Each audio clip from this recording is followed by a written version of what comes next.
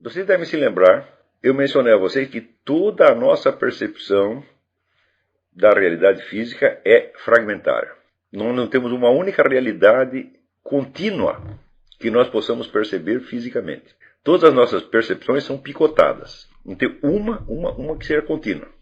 A nossa memória também é descontínua.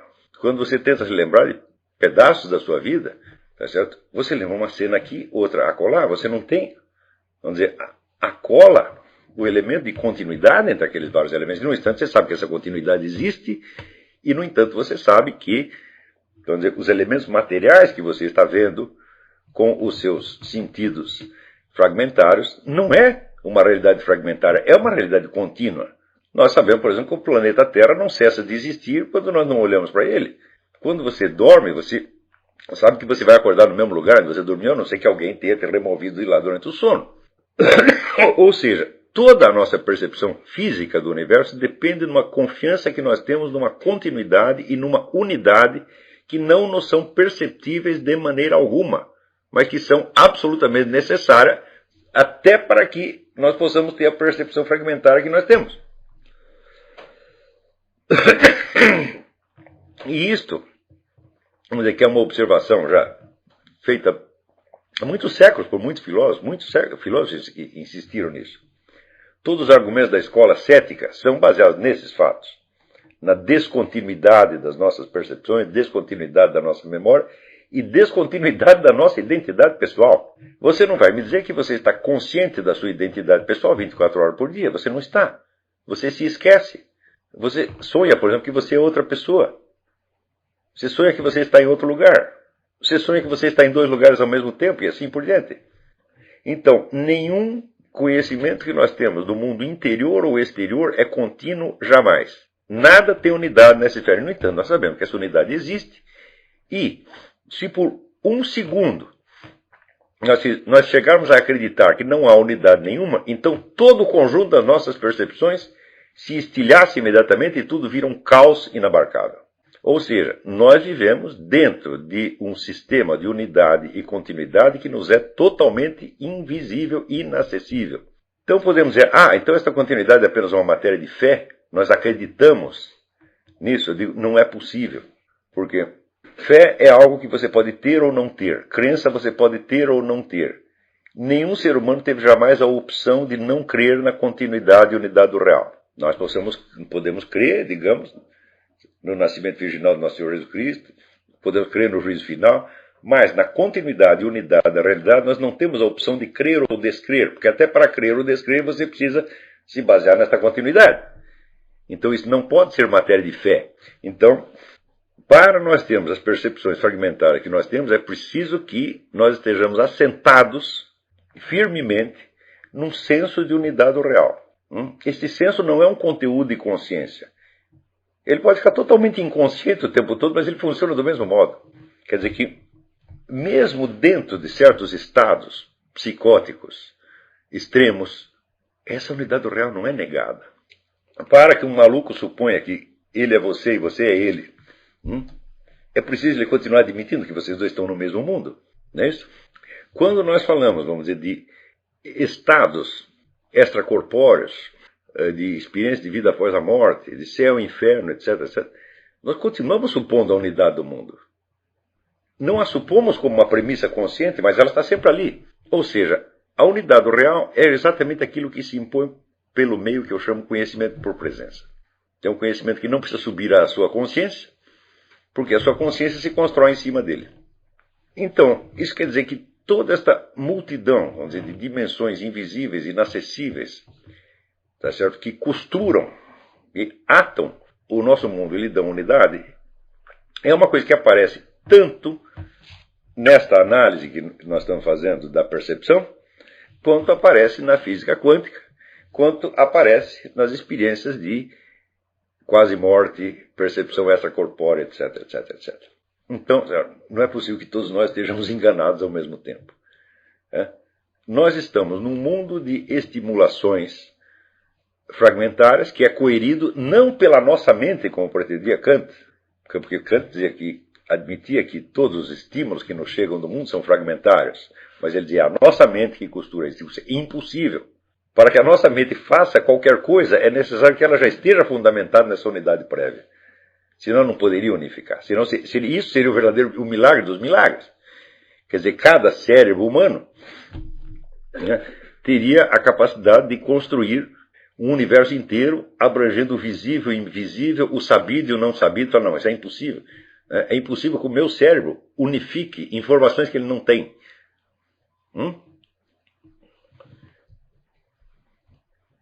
Então, o senso da unidade do real é a base de todo conhecimento possível. Tá certo? Desde os conhecimentos mais modestos, desde a mais simples percepção, até as mais complexas teorias científicas.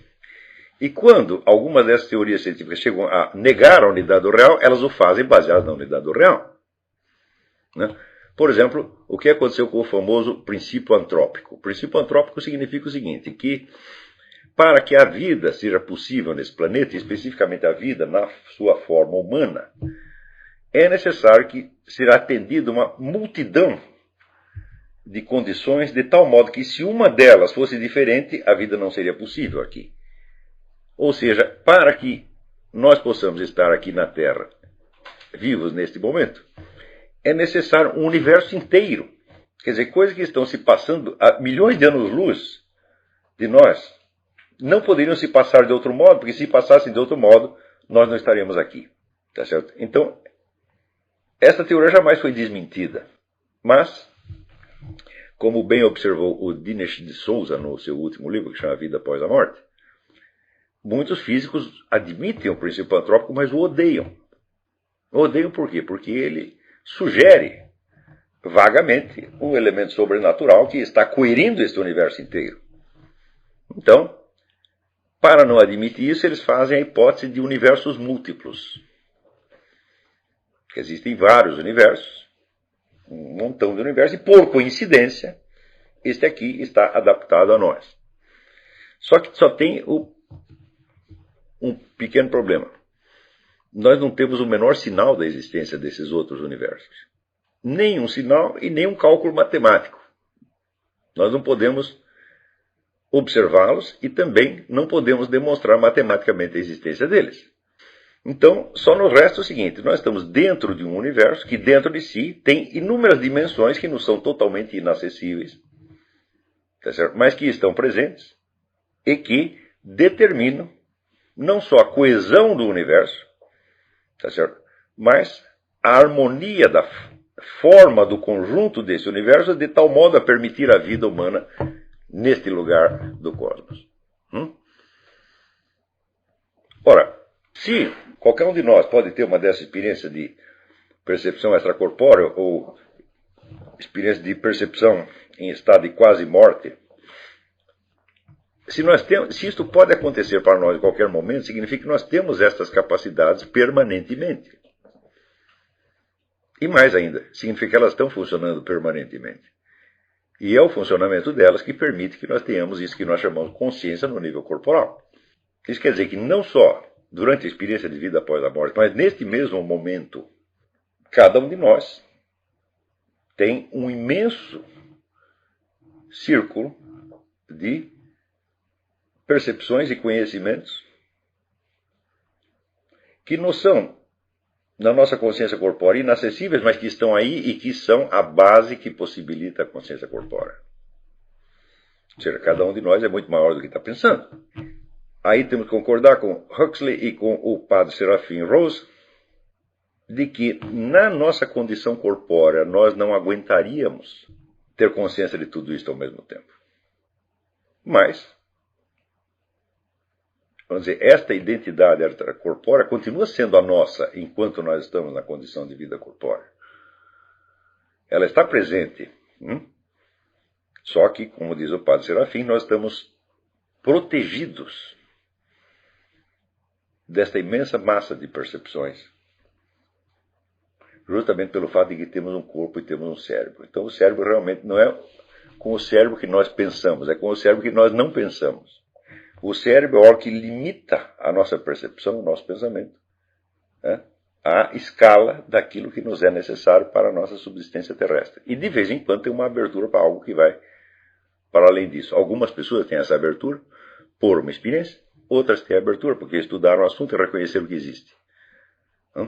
Então, pelo menos isto está acessível a todos nós a qualquer momento. Quer dizer, nós podemos estudar o assunto, observar todas as experiências e chegar à conclusão, falar, não tem outro jeito. A nossa identidade corporal é apenas um condensado simbólico momentâneo da nossa identidade. Ela não é a base da nossa identidade.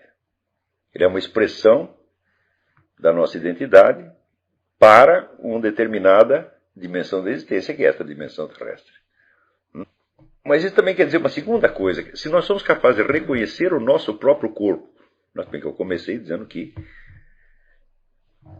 na vida diária nós acreditamos que a nossa identidade, nós vemos a nossa identidade através do nosso corpo, nós nos identificamos com o corpo e acreditamos que nós estamos onde o corpo está. Mas, logo adiante, nós vimos que se não existisse toda a dimensão, vamos dizer, da percepção invisível, por assim dizer, uma expressão quase paradoxal, a percepção não percebida, tá certo? Nós não teríamos percepção nenhuma, portanto também não perceberíamos o nosso próprio corpo, ou pelo menos não conseguiríamos identificá-lo como nosso.